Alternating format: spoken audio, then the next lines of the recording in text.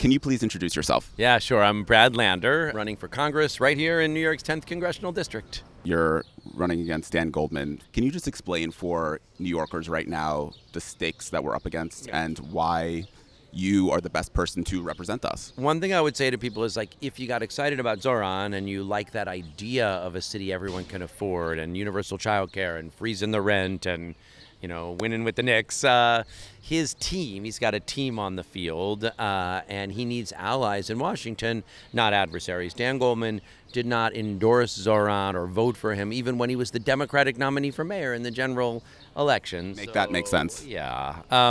So if you want this, movement to succeed, this is an important election. You got these special interests and billionaires who are raising the cost of living, corroding our democracy, and empowering Trump. And here you have all these Democrats who are just keep taking money from them, from Wall Street, from private equity, from crypto, from APAC, from corporate PACs. And I never have taken any of that, and I never will. What is it like running against one of the wealthiest Congress members? Yeah, so I'm getting outspent by a lot. That's true. He's got a lot more mailers in people's mailboxes and digital ads on their phones. But we have the people. It's like this in some ways is a race between wealth and privilege on the one hand and neighbors and humanity on the other. And today, Jews and Muslims out canvassing together saying, hey, we want to fight for more affordable housing and to prevent Trump from abducting our neighbors. I'm Mayor Muslim. Yeah. I'm proud Jewish. And I'm not going to go any further. Give it up for Brad. We want to stop sending our tax dollars to Netanyahu to drop bombs on the people of Gaza. Brad, it's not that great to say free Palestine. Free Palestine. Free Palestine. If you want to end U.S. complicity in Israel's genocide in Gaza, this is an important election. If you enter Congress, you will be one of an embarrassingly few who are willing to say that this is a genocide. Why is it so important to use precise language when talking about a crime of this magnitude? My daughter, proud Jewish New Yorker also, she had studied human rights in college, and she brought me the works of Raphael Lemkin. He was a Polish Jew and Holocaust survivor who lost 49 members of his family to the Nazis.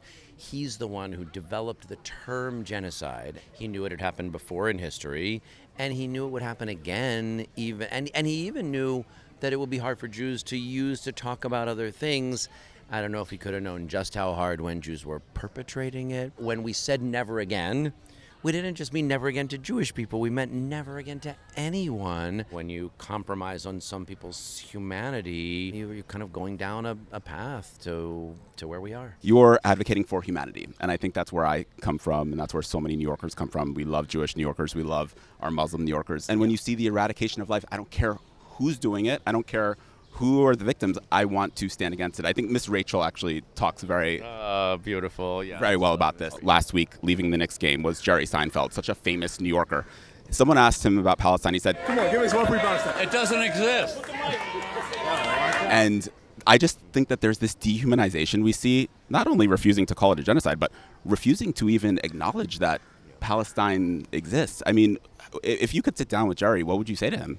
Yeah, I mean, I think right now the Jewish amygdala is badly dysregulated. People feel anxiety, and I feel it too. You know, one of the rabbis at this Temple Israel in West Bloomfield, Michigan, where a terrorist drove a truck full of explosives into a wing of Jewish school kids, was my summer camp cabin co-counselor at a Jewish summer camp outside of Indianapolis in 1987. I think people are afraid, and from fear we don't act well.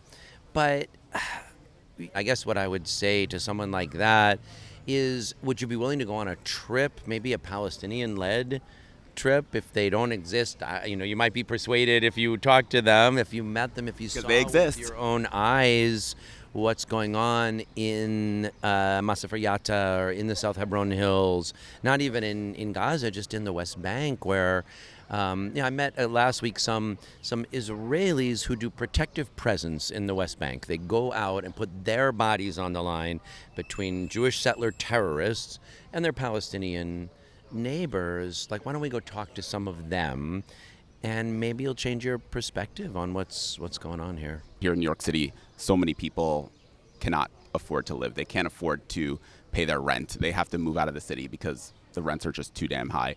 What would you do as a congressperson to fight against this? So this is actually the thing I've been doing longest in my career. Before I ran for city council, I had a 15-year career fighting to protect tenants and build affordable housing. When I was in the city council, we rezoned the area around the Gowanus Canal right here, and now 9,000 new homes are going up, 3,000 of them genuinely affordable to low-income and working-class people, along with open space and artist studios. And so we need to build a lot more housing. That's why I support Senator Warren's 21st Century Road to Housing Act, which will both build a lot more housing, put more money into making it affordable, and restrict private equity so it can't buy up all the single-family homes and convert them from homeownership into being owned by a tiny handful of billionaires. What do people need to know heading into this week? Yeah, all right. So the election is here. Early voting is underway. You can early vote until Sunday, June 21st. The election is Tuesday, June 23rd. Get out and vote. Get out and vote. All right, Brad, thank you so much. This was great. Thank you so much.